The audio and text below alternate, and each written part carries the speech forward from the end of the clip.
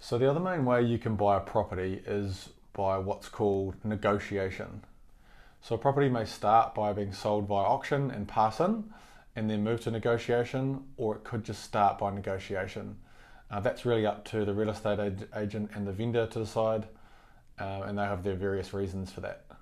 When a property is being sold by negotiation, the best part about that is that your offer can be conditional.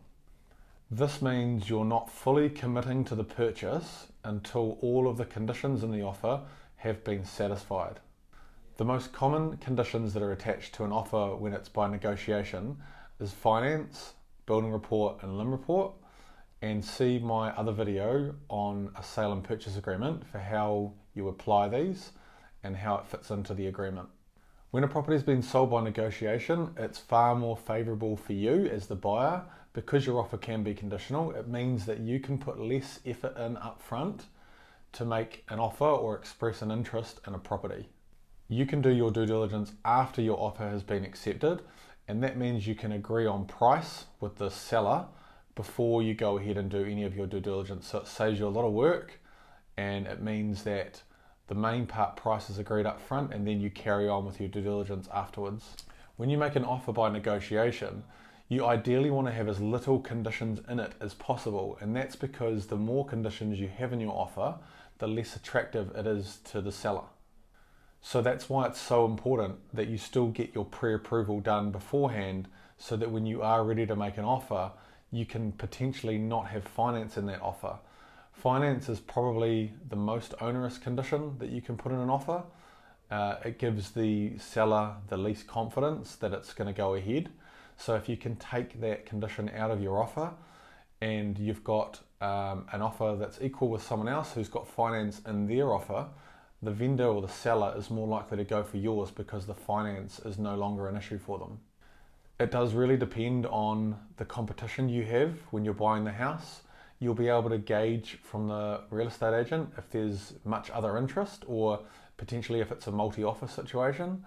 So when you are making an offer, if you're the only potential buyer or you're the only one making an offer at the time, the conditions that you put in are probably less of an issue because you're not up against anyone else. But if you are in a multi-offer situation, you need to be as competitive as you can, not just via price, but making your conditions as least onerous as possible.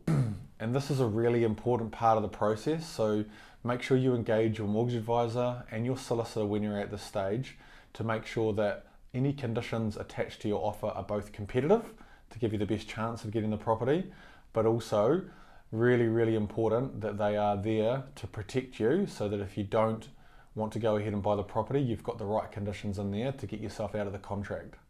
After your offer has been accepted, you'll then start the process of trying to satisfy those conditions that you had in your offer. And so you work through those one by one, ticking off finance, building report, limb report, and legal checks, and anything else that you needed to do as part of your offer. And then when you've satisfied all those conditions, you can then go unconditional. And at that point, your lawyer will notify the seller's lawyer that you've satisfied those conditions, and now at that point you have bought the property pending settlement date. And so at that point as well, you usually need to pay a deposit, and that deposit amount is also noted on the sale and purchase agreement, which you can amend if you need to before both parties sign.